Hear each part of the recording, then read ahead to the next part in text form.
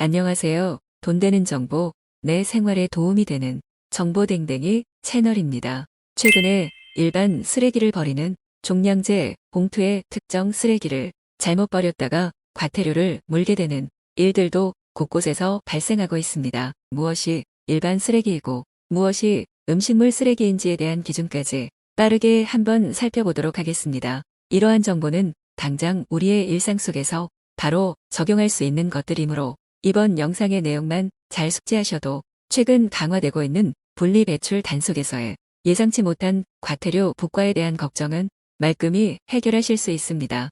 시작에 앞서 좋아요 한번 부탁드립니다. 재활용 쓰레기를 섞어서 버린 경우 과태료가 부과되며 지자체에 따라서는 이러한 혼합 배출 쓰레기에 대한 수거를 거부하고 주인이 직접 다시 가져가도록 조치하는 경우도 있다고 합니다. 뿐만 아니라 종량제 봉투가 아닌 비닐류 또는 천보자기로 일반 쓰레기를 담아 버리는 경우에도 20만 원의 과태료가 부과되며 가정이 아닌 회사나 사무실에서 발생되는 생활 폐기물을 버리는 경우에는 무려 100만 원의 과태료가 부과된다고 합니다. 또한 많은 분들께서 종량제 봉투에 쓰레기를 채우다 보면 공간이 부족하여 때때로 발로 눌러 담고 테이프로 고정하는 일도 한 번쯤 있으셨을 겁니다. 작년부터는 이러한 과잉 투입 행위도 지자체에서 강하게 단속한다는 소식이 들려오고 있습니다.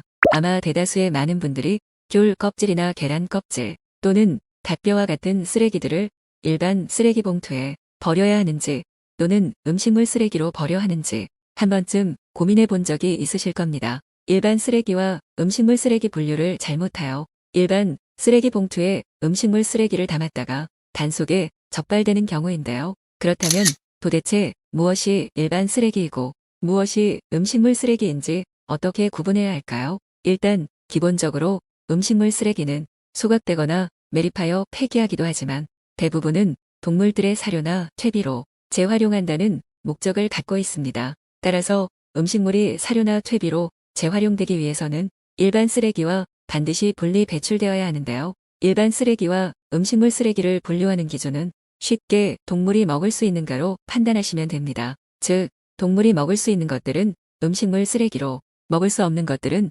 일반 쓰레기로 분류하는 것입니다. 예로 사과와 복숭아 껍질, 그리고 바나나와 귤 껍질 등은 부드럽고 동물의 사료로도 쓰일 수 있으니 음식물 쓰레기로 분류됩니다. 반대로 각종 육류의 뼈와 계란 껍질 조개 소라 같은 어패류 껍데기 그리고 꽃게와 같은 갑각류의 껍데기 등은 누가 봐도 딱딱하고 동물의 사료로도 쓰일 수 없기에 일반 쓰레기로 분류됩니다. 하지만 어느 곳에서나 그렇듯 항상 예외적인 부분은 있기 마련이죠. 마찬가지로 쓰레기를 분류할 때에도 이러한 일반적인 기준과 함께 예외적인 경우 또한 몇 가지를 같이 숙지해 두시면 좋은데요. 수박이나 메론 같은 껍질은 사과나 귤 껍질과 달리 딱딱하기에 일반 쓰레기로 버려야 할 것 같지만 이것들은 예외적으로 작게 잘라 음식물 쓰레기로 버리셔야 한다고 합니다. 메추리알, 달걀 껍데기, 파인애플, 코코넛 등 딱딱한 과일 껍질, 생선류의 껍데기 생선뼈, 사골뼈와 어패류의 딱딱한 뼈, 양파, 대파, 쪽파, 마늘 등의 껍질과 뿌리에는 가축의 소화 능력을 떨어뜨리는 성분이 있어 이 역시 일반 쓰레기로 배출되어야 한다고 합니다. 다음으로 페트병과 플라스틱 용기는 안에 내용물을 깨끗이 비우고 부착상표와 뚜껑 등 다른 재질로 된 부분은 제거해주세요. 포장재와 카세트 테이프 등 여러 재질이 섞이고 분리가 어려운 제품은 종량제 봉투에 담아 버려주세요. 작은 플라스틱은 너무 작아 선별하기도 어렵고 선별 기계에 끼이게 되면 오히려 선별을 방해한답니다. 재활용 수거함에 넣지 말고 종량제 봉투에 바로 넣어주세요. 펌프 용기의 플라스틱 몸통과 뚜껑은 깨끗하게 씻어서 재활용 수거함에 넣어주세요. 반면에 스프링이 부착된 막에는 재활용 수거함에 넣으면 안 돼요. 다른 재질이 섞여 있기 때문이죠. 플라스틱 칫솔처럼 하나의 제품에 여러 재질이 섞인 경우 반드시 일반 쓰레기로 버려야 해요. 재활용 수거함이 아닌 종량제 봉투에 넣어야 된다는 점 꼭 잊지 마세요. 보통 많은 분들이 라면 봉지가 오염되었을 때 비닐류가 아닌 일반 쓰레기로 버리는 경우들도 많은데 이러한 과태료 부과 상황을 면하기 위해서라도 오염된 라면 봉지 또한 잘 씻어서 비닐류로 분리 배출해야 됨을 신경 써야 할 것 같습니다.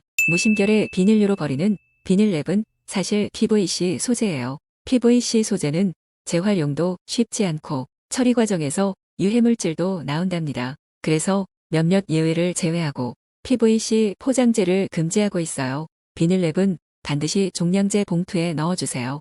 라면 국물이 밴 컵라면 용기는 남아있는 음식물 찌꺼기를 물에 한번 헹군 후 버리고 농수축산물에 포장에 사용된 스티로폼은 내용물을 완전히 비우고 테이프나 운송장, 상표 등을 완전히 제거한 뒤 버려야 합니다. 이물질이 많이 묻었다면 스티로폼을 쪼개 종량제 봉투에 담아 버려주세요. 탄산음료병이나 맥주병, 소주병은 담배꽁초와 같은 이물질을 넣지 말고 버려주세요. 하지만 거울, 깨진 유리, 도자기류, 유리 식기류는 유리병류가 아니기 때문에 종량 재봉투나 전용 마대에 버려주세요. 이번 영상을 통해 여러분들은 일상 속 잘못된 쓰레기 배출로 인해 과태료가 부과되는 몇 가지 경험들과 일반 쓰레기 및 음식물 쓰레기를 분류하는 기준에 대해 확실히 알게 되셨을 겁니다. 이번 영상에서 다룬 일반 쓰레기 및 음식물 쓰레기에 관한 내용들만 잘 숙지하셔도 일상에서의 이와 관련된 웬만한 문제는 대부분 말끔히 해결될 것입니다. 이 영상이 조금이라도 도움이 되셨다면 구독, 좋아요 부탁드립니다.